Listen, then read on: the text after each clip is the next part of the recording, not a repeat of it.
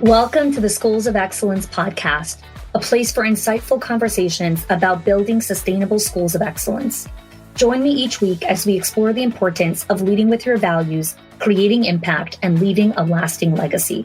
My goal on the show is to provide you with clarity, elevate your mindset, and equip you with practical strategies and inspiration. I'm Chani Olshansky, a proud mother of four, a former New Yorker, now savoring sunny Florida vibes. With a professional journey spanning 18 years across all levels of school leadership, I bring nuanced insight that delve into the intricate details of running a center, as well as the broader visionary aspects of leadership. Thank you for joining me for this conversation. Let's build a legacy of excellence together. Hello there, and welcome back to another episode. So last week, I introduced you to the concept of a culture of urgency. We really dove into some of the symptoms and impacts that a culture of urgency has inside of an organization, specifically a school.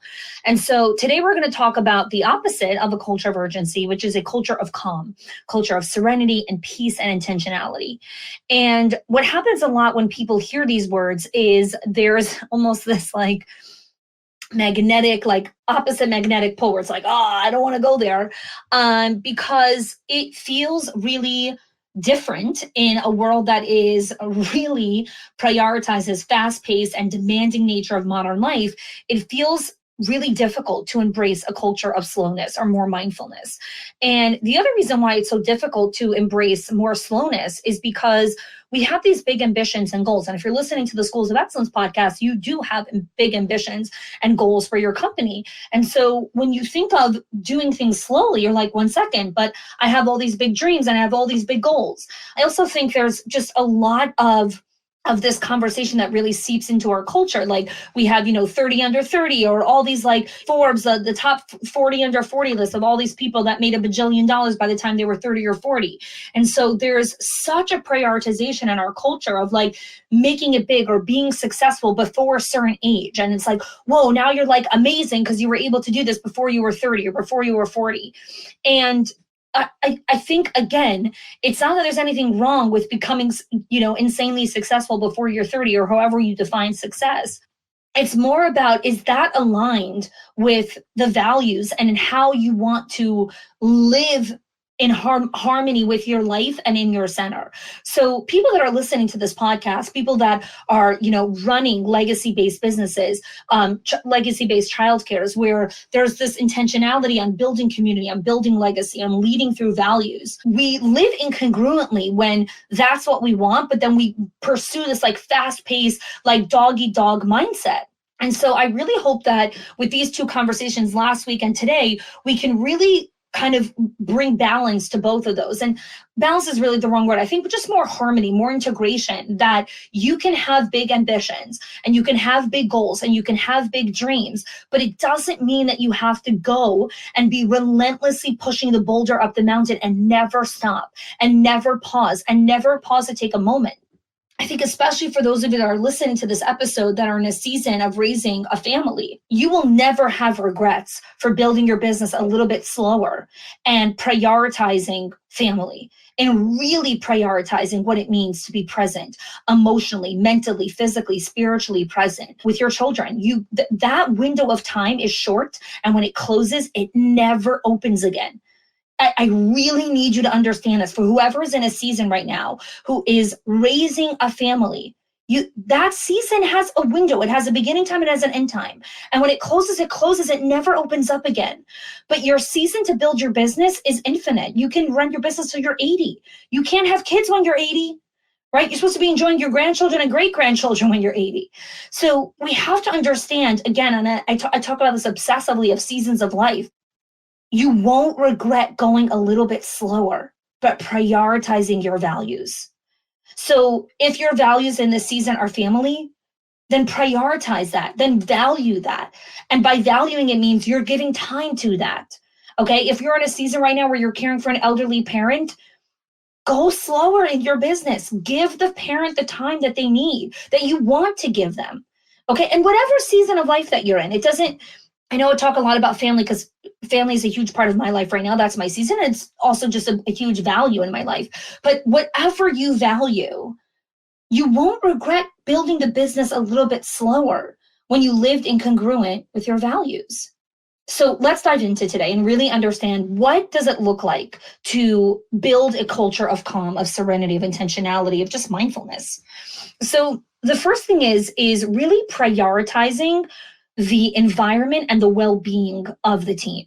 So it's really slowing down enough to say, okay, does our physical space nourish and create relaxation, time to pause, time to breathe, time to just be? So we spend hours and hours inside of the center. So many teachers have 8-10 hour shifts. And even if they have a smaller shift, it doesn't matter. It's not about how many hours they are in school. It's the fact that they are in the building for several hours every single day, and it makes up a big part of their life. And so does the building, in the way that the environment is set up, does it value and prioritize slowing down and well-being, right? Is there a staff lounge? Is there a place for people to sit down and get comfortable, whether that's a couch or chairs, or, is there, an outdoor area, a little park bench? Like, where is there space for teachers to just pause, for you as the leader to just pause and just be within the school day? I think there is such a disservice that we do to ourselves in thinking that when we come to work, we're running the entire time that we're here and we can never slow down for a moment. I was talking with an owner several weeks ago, and she was talking about how she never really stops to even have a lunch break. So she eats lunch, but she eats it at her desk, right? She's still working while she's eating lunch. And it was interesting because there was a couple people on that call, and one person was saying, she's like, no, I like it. I like, eating lunch and talking to everyone while I'm eating.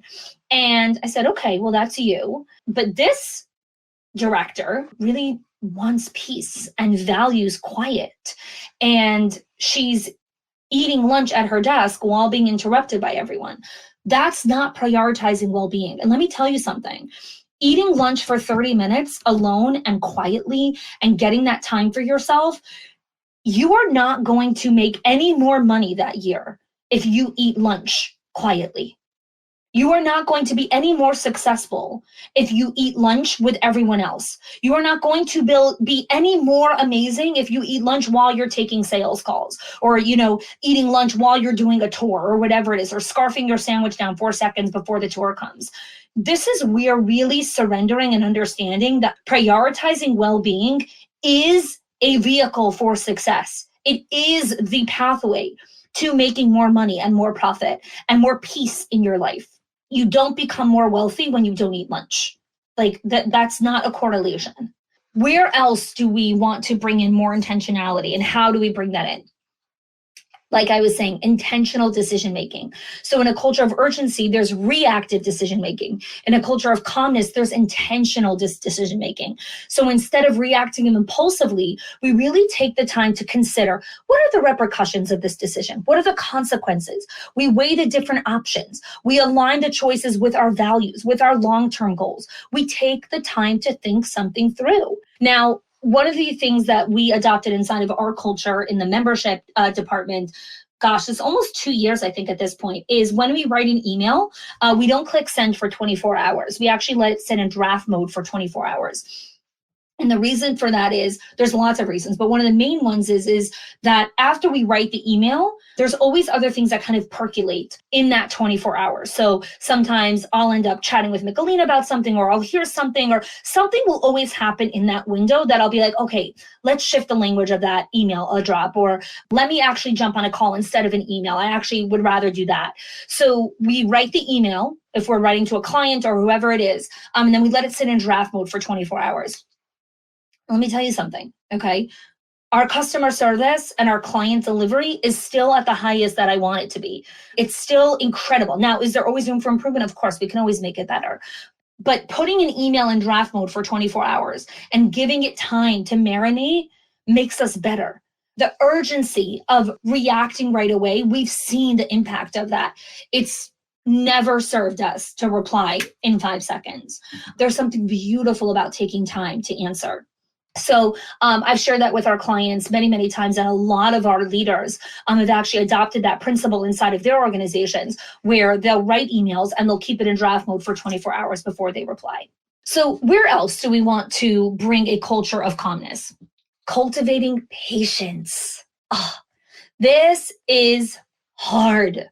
So our company just did 2022 and 2023 were maintenance years. And so as the leader, I had to really learn how to cultivate patience with goals, with, financial goals, with different targets, with assets we wanted to build, all this kind of stuff. I really had to cultivate patience. And this past year, when I was helping our clients set goals for 2024, a lot of our clients actually said that they really, really wanted to cultivate patience. They wanted to actually enter maintenance years, maintenance months, where they were prioritizing maintaining what they have built. So cultivating patience is really about recognizing that not everything needs to be done immediately. And you can allow for processes to unfold at their natural pace. And so when we adopt this cultivating of patience, there's so much less urgency into, and we have to go do this thing, and we have to go build this, and we have to go make this event, and we have to go do this event. No, we don't. No, we don't. When you're cultivating patience, it really allows you to just strip down to the bare bones of what do we must do inside of our school? What do we really, really have to do? Not what do we want to do or what do we feel like our competition is doing? No, what do we really have to do here? And then when you do those things really, really well, you actually start to realize that it's okay if you don't do a million other things also. So that's cultivating patience. Okay. How else do you bring a culture of calm but still have big ambitions? Quality over quantity. Really dedicating time and attention to doing fewer activities, having fewer relationships, but ensuring that there's a deeper and more meaningful engagement in those things. So this is when you're sitting down and you're saying, okay, we're not going to do every single thing or idea that we want to do here, but the ones that we do, we're going to make them amazing. You might be looking at your social circle and saying, okay, I've got a big social circle, but I also have these really big ambitions and these big goals that I want to achieve. But relationships are really important to me. And so that might be you having to reckon with, okay, do I need a smaller social circle where I can, still value and prioritize relationships and friendships because those are important to me. And I'm going to have a smaller circle so that I'm not stretched so thin. So again, this is about choosing intentionally what you want inside of your life. It is not about not going after big goals. Lastly, how do we bring a culture of calm? Flexible planning. So instead of rigid schedules and tight deadlines and firefighting, we invite more slowness into planning. We allow room for spontaneity. We allow capacity for adjusting plans to the present moment. We create space for creative expression. We really allow for more space for there to be other things that come up. You see, because as you go and do big things, right, and go pursue your big ambitions, you are going to be met with opportunity. Opportunity is going to come knocking.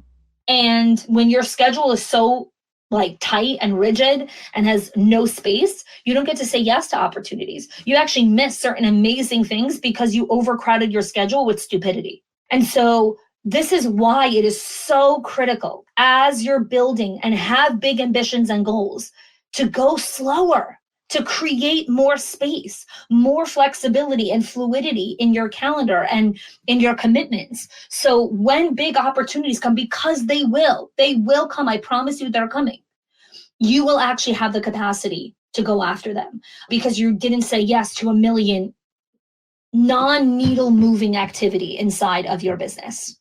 So I want to share a story with you about a director, call her Kaylee. And so I want to share about what Kaylee really did to create a culture of calm, a culture of intentionality, a culture of collaboration, because we hear all these ideas that I'm sharing on the podcast, which is great, but I want to actually share some stories of real life examples of directors who implemented this inside of their centers. And so Kaylee started to recognize that there was very little patience on her team. So her teachers were impatient, her leadership team was impatient. Everyone just kind of had this sense of urgency, and there was very little just thoughtfulness. There was a lot of quick solutions, and a lot of the quality of care was being sacrificed in the name of urgency and speed. And so her first step that she really started to do was observation. She really took the time to closely observe some of the daily routines in the childcare center. And she sat down and really started to do one-on-ones with her teachers and get feedback on what are some of the routines that are working, what are some of the routines that are not working, what needs to shift here, what needs to shift in the daily schedule, where do we need to possibly pour in more resources. And just by being heard, the teachers actually just already started to create a shift in their energetic kind of vibration of how they were showing up. So that was one of the first things that Kaylee started to bring in. The other thing that she became super focused on, and this was after our big live event, was creating calm environments. So Kaylee really wanted a calm culture. She felt that when she walked around the center, she kind of saw, a lot of eyebrows raised and, clenched eyes and, people just walking with this kind of tense feeling instead of this like relaxed, open, chest open, shoulders relaxed, just calm vibes. And she wanted more of that. And so we were collaborating together on one of the calls, and people were, a lot of owners, directors were sharing different ideas. And so she was like, okay, I want some cozy corners for my staff. I want to bring in some natural elements. I want to create the environment inside of the teacher's room to be more conducive for intentionality, for just focused care, for nurturing of the soul, of the mind, of the body, of the spirit. And she did a couple of changes. She added this really cute lava lamp, a little rug that she bought. She added some cute throw pillows that she bought in TJ Maxx, kind of added that. She added a throw blanket to kind of, cuddle up in. And then she bought a new container for the snacks. So she used to have a whole bunch of snacks inside of the teacher's lounge, and they were kind of just all put around in like 9x13 pans or little buckets or whatever. And she bought this really cute box that, organized the snacks really beautifully. And all of these little upgrades, again, not a huge makeover. I think she maybe spent $100 on all of the things combined, really just started to create this more cozy, more calm environment. And again, when you're listening to this, I don't want you to just hear this and be like, oh, I want to go do that amazing idea. That's not what this is about. If you're listening to this and you're like, I want more calm, I want to bring more peace, I want more patience inside of the center, then this might be a vehicle, in a way to go do that. The other really core thing that was critical, well, two other things really that Kaylee implemented was flexible scheduling. She really wanted more flexible scheduling options for the teachers. She really wanted to reduce the rush that a lot of the staff were feeling. There was a lot of just jealousy and kind of resentment towards different teachers who, got to have different parts of scheduling. And so she really wanted to allow for staff to really feel like their needs were being addressed and heard and actually actioned. And so she sat with the veteran teachers, and then she also ended up sitting with all of the staff and said, okay, how can we create more flexible scheduling that doesn't hurt or compromise the flow of the day? How do we create more opportunity for staff to have more flexibility, and at the same time it not disrupt the children or the curriculum or what we're trying to do? And they came up with some really great ideas, which I thought was amazing. And the last thing she wanted to implement, and again, this was over the course of several months, was bigger focus on celebrating milestones. There was a lot of focus on outcome goals. And did we hit this? And did we make this? And did we enroll X amount of kids? And did we, successfully do this project? And she really wanted to start celebrating more progress, recognizing that the journey was just a really important central theme in their center. And so she really created some core milestones with her leadership team. And then she had her assistant director do that with some of the teachers. She had her curriculum specialist sit with some of the toddler teachers and really create different milestones for them to achieve inside of their transition into the classrooms. And all of those things together, just again, the whole vibe shifted, the whole vibe, right? Like it's these small little things that now all of a sudden everyone's feeling like, whoa, like we could take a deep breath here. This is amazing. So I hope that these little anecdotes and these little stories, again, inspire you to think about what's possible for your center. So really inviting slowness is this deliberate choice to live with a greater awareness. It's to make decisions in your center from a place of mindfulness.